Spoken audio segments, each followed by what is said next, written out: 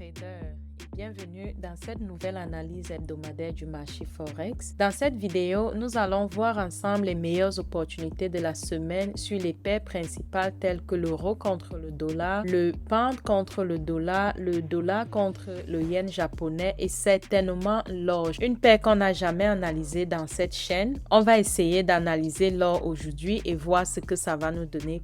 Dans notre analyse, nous allons voir la structure du marché, les zones de liquidité, les niveaux clés et certainement les scénarios probables pour la semaine prochaine. Alors, prenez votre graphique et commençons tout de suite. Comme d'habitude, on passe toujours par notre DXY qui est le dollar index. Ici, nous sommes sur la base de 4 heures. Si nous allons sur le daily, on peut voir que le marché a ouvert sur cette bougie dimanche de la semaine passée et comme vous pouvez voir, nous avons nos 5 bougies qui représentent 5 jours de la semaine et celle d'aujourd'hui a fermé bearish. L'objectif la semaine passée était de voir ce marché soit monter jusqu'ici avant de descendre pour continuer à monter, chose qui n'a pas été exactement ce qu'on avait prédit, ou alors on s'attendait voir ce marché descendre jusqu'ici et monter. Sauf que on est entre les deux prédictions du DXY de la semaine passée. Si nous retournons par exemple sur 4 heures pour voir effectivement ce qui s'est passé dans la semaine, on peut constater que le marché a ouvert ici.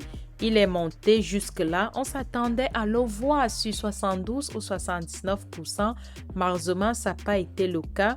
Et ce marché s'est arrêté ici à quasiment 50% et il est descendu pour monter. Et là, nous sommes à ce niveau-ci. Et si vous me demandez qu'est-ce qui va se passer si je me base sur les bougies qui sont présentes devant nous, j'ai envie de dire que ce marché risque de faire un retournement à partir d'ici à l'ouverture dimanche. Et n'oubliez pas, on a toujours cette partie-ci comme étant l'un de nos points favoris où on attend voir le marché monter. En rentrant par exemple sur la base journalière, vous pouvez voir que nos gaps qu'on présentait ici il y a quelques semaines, les gaps sont toujours là et on se dit le marché risque toujours monter pour fermer ces gaps. Donc pour la semaine prochaine, vu la façon dont ce marché s'est fermé et la structure qui est devant nous, il est fort probable bien que à ce niveau-ci, on peut constater que il y a une cassure ici qui peut indiquer que le marché va continuer à descendre.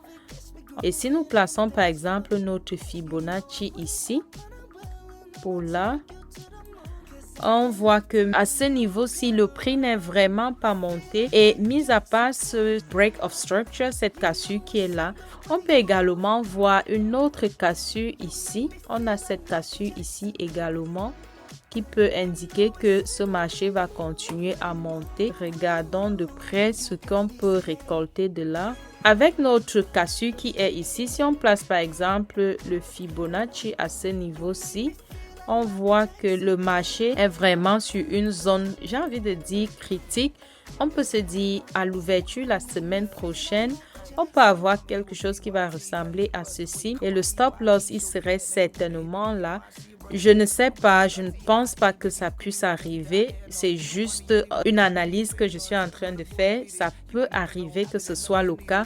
Ou alors on peut voir ce marché à l'ouverture dimanche descendre quelque part jusqu'ici avant certainement de remonter. Sans plus tarder, nous allons passer sur l'euro contre le dollar. L'euro contre le dollar, ça c'était notre analyse de la semaine passée où on se disait que le prix allait soit monter, c'est ici que le marché a ouvert dimanche, sauf que le prix n'est vraiment pas monté comme on l'attendait. Allons sur la base journalière. Voici où nous en sommes. Sur la base journalière, on voit un marché qui est sur une tendance haussière. Depuis la semaine passée, on voyait l'euro contre le dollar être sur une tendance haussière et cela est toujours là. Étant donné qu'il y a de cela quelques semaines, on avait cette cassure interne qui est ici et on avait également le short et quand on utilisait notre Fibonacci à partir d'ici, on plaçait notre Fibonacci là. On s'attendait voir ce marché monter jusqu'ici avant de chuter vers le bas. Et chose qui a l'air d'être le cas, on ne sait pas exactement. Retournons sur 4 heures pour voir. Sur 4 heures, on a vraiment beaucoup de cassures. On peut enlever ceci parce que ça ne nous sert vraiment plus. Sur la base de 4, on peut plus compter cette cassure parce que les liquidités sur cette partie-ci ont déjà été purgées. On va se baser sur cette cassure qui est ici. Et si nous plaçons par exemple notre Fibonacci là, jusqu'ici par exemple, on voit que le prix a tapé notre zone de 72% sur le Fibonacci. C'est sur cette zone que nous attendons voir le prix arriver. Et il est probable qu'à l'ouverture la semaine prochaine, qu'on voit le prix monter jusqu'ici avant qu'il ne rechute vers le bas. C'est une possibilité qui peut arriver la semaine prochaine. Et comme on dit, nous avons toujours deux possibilités, mis à part celle-là. La deuxième serait juste de voir ce marché continuer à descendre. On ne sait pas exactement ce qui va se passer, mais toujours est-il qu'il est préférable d'attendre, de voir le prix nous donner des très bonnes informations pour nous décider sur le marché. Sinon, au niveau où nous sommes en ce moment, je pense que la patience vaut la peine. Allons sur une heure pour voir. Sur une heure, on n'a vraiment pas grand-chose à dire si on se base sur ce qui est sous nos yeux. Il n'y a vraiment pas grand-chose à dire et l'hypothèse qui me semble la plus évidente est celle de voir ce marché monter jusqu'à nos 72%, comme on a souvent dit, avant de voir ce prix-là rechuter certainement vers le bas. En même temps, nous n'allons pas négliger cette partie-ci. On ne va vraiment pas négliger cette partie parce qu'il peut arriver que ce buy side liquidity qui est à ce niveau-ci soit juste des liquidités. Donc, il peut arriver qu'on voit le prix monter jusqu'ici la semaine prochaine à l'ouverture. Il est possible qu'on ait un cas comme celui-ci. Donc, soyez vigilants, soyez attentifs, ne vous précipitez pas. Laissez le marché vous informer davantage et par la suite vous décider. Passons maintenant sur le pound contre le dollar. C'est quasiment la même chose. Le marché n'a vraiment pas bougé cette semaine, s'il faut le dire ainsi, parce que on était par exemple ici dimanche. C'est ici que le marché a ouvert dimanche et vous pouvez voir qu'il n'y a vraiment pas eu de mouvement. Voici tout ce que ce marché nous a donné durant toute la semaine. Du coup, on ne saurait vraiment trop sur quoi se baser. Notre analyse, si on va sur la base du daily, notre analyse pour moi reste pareille. On a envie de voir ce prix atteindre les 79% avant qu'il ne chute vers le bas. On ne sait pas. Il est possible que cela arrive. On va placer notre buy side liquidity ici. Notre buy side liquidity est là. Et nos 72 et 79% sont ici. Donc, au cas où la semaine prochaine, on voit ce prix ou plutôt ce marché monter jusqu'à là où on l'attend, on peut s'attendre à faire des ventes ici. Et là, le stop loss, il est quand même énorme parce que nous sommes là sur la base journalière. Allons sur 4 heures. Sur 4 heures, nous sommes sur, d'aucuns vont appeler ça une résistance très forte. Vous voyez que le prix est venu à ce niveau à plusieurs reprises. On peut compter 1, 2, 3, 4 fois. Et il y a rejet. Il est possible de voir ce prix-ci à l'ouverture dimanche continuer juste vers le bas au lieu qu'il ne monte là où on l'attend parce que il y a eu beaucoup de rejets à ce niveau-ci et généralement quand il y a des rejets comme ça empêche le prix de continuer. Mais si il arrive que le prix à l'ouverture casse cette résistance qui est ici, là on va penser à peut-être faire un achat. On aura certainement quelque chose comme ceci parce que on aura ici une cassure. Par exemple, comme ici, vous voyez la cassure, le prix est descendu. C'est vrai qu'il n'a pas atteint nos 72 et 79%. D'autres personnes sur leur Fibonacci vont utiliser par exemple 68%.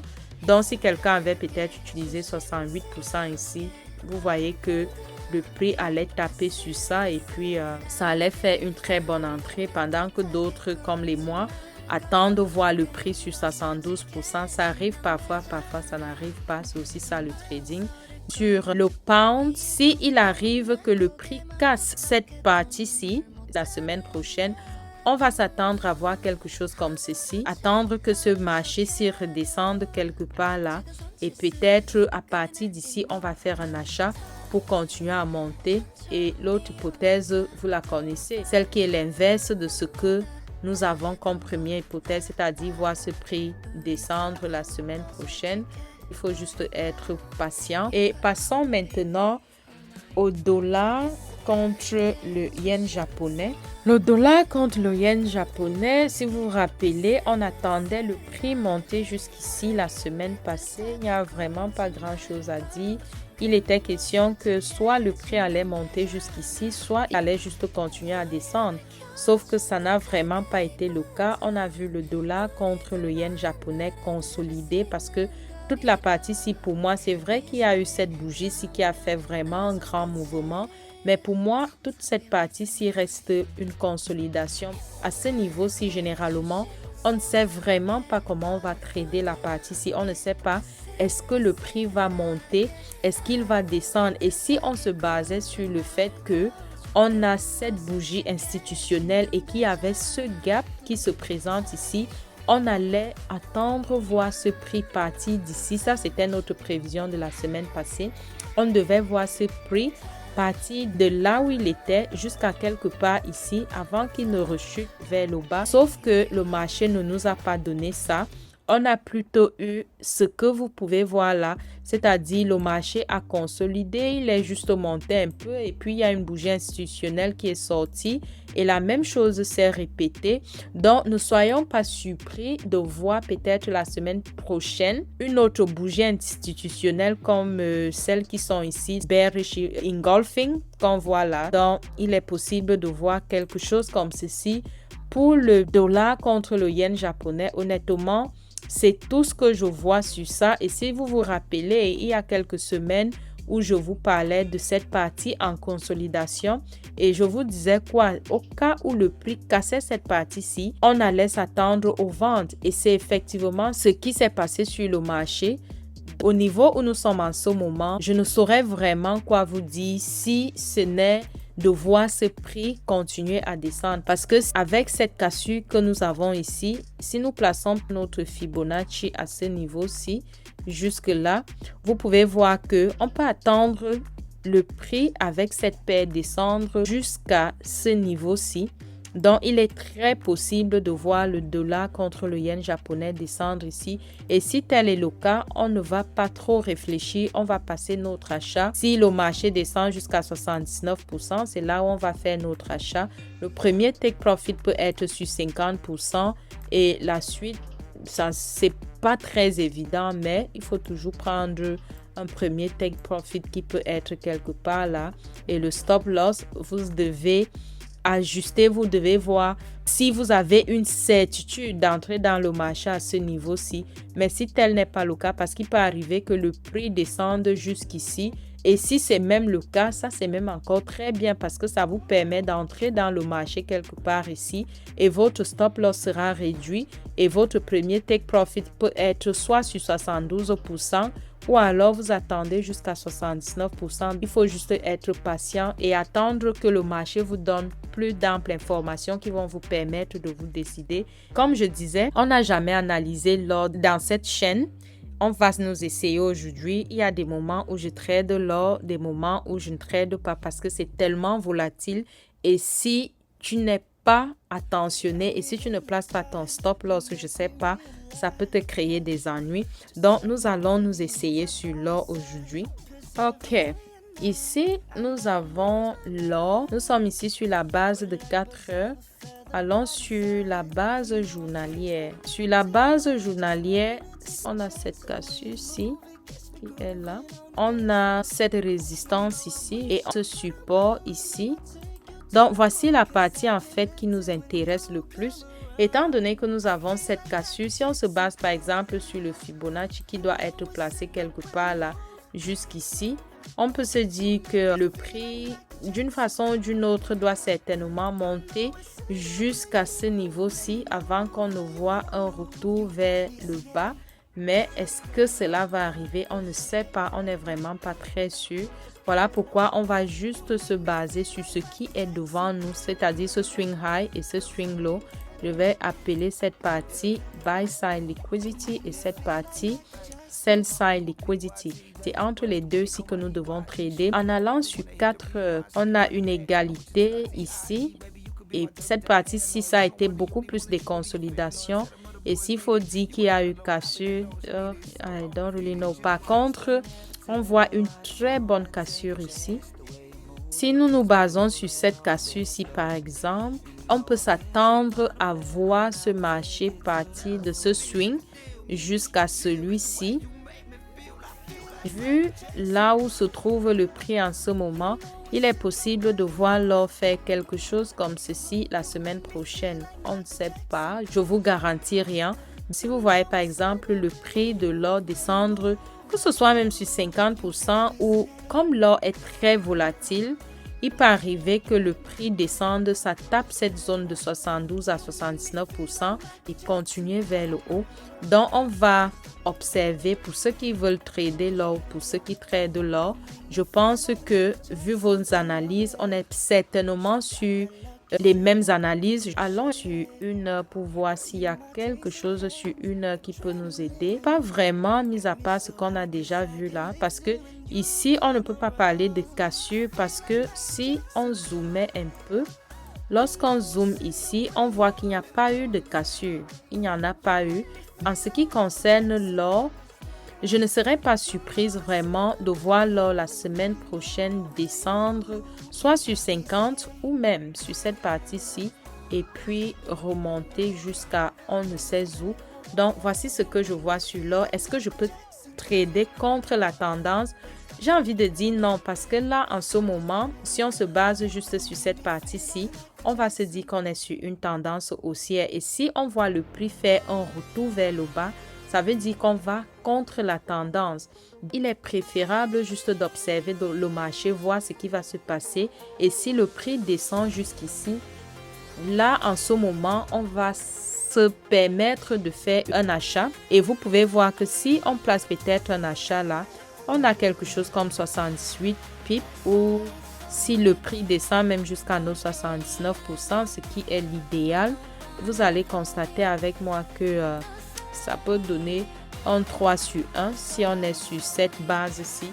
Comme je dis, on va juste observer. Aujourd'hui, on ne va pas analyser le pound contre le yen japonais. Pour conclure cette partie, surtout concernant l'or, l'or continue de réagir fortement au mouvement du dollar et aux tensions économiques. Donc, il faut vraiment faire très attention avec l'or. Ceux qui tradent l'or savent exactement de quoi je parle. Le marché montre actuellement une accumulation avec un potentiel mouvement explosif. Donc, on ne sait pas. Il est préférable d'être patient et de voir ce qui va se passer avant de vous décider à entrer dans le marché. Petit rappel important, ne forcez pas les trades, les gars. Si vous avez un setup et que le marché n'obéit pas à votre setup, ne forcez rien. Respectez votre gestion du risque et attendez toujours vos confirmations. Si le marché ne vous donne pas la confirmation de vos analyses, ça ne sert à rien de trader. Le marché sera toujours là demain. Voilà pour cette analyse hebdomadaire Forex. Dis-moi en commentaire quelle paire vous suivez cette semaine. Si cette vidéo vous aide, pensez à laisser un like, abonnez-vous, activez la cloche de notification et on se retrouve dans la prochaine analyse. Bon trading à tous et bonne semaine.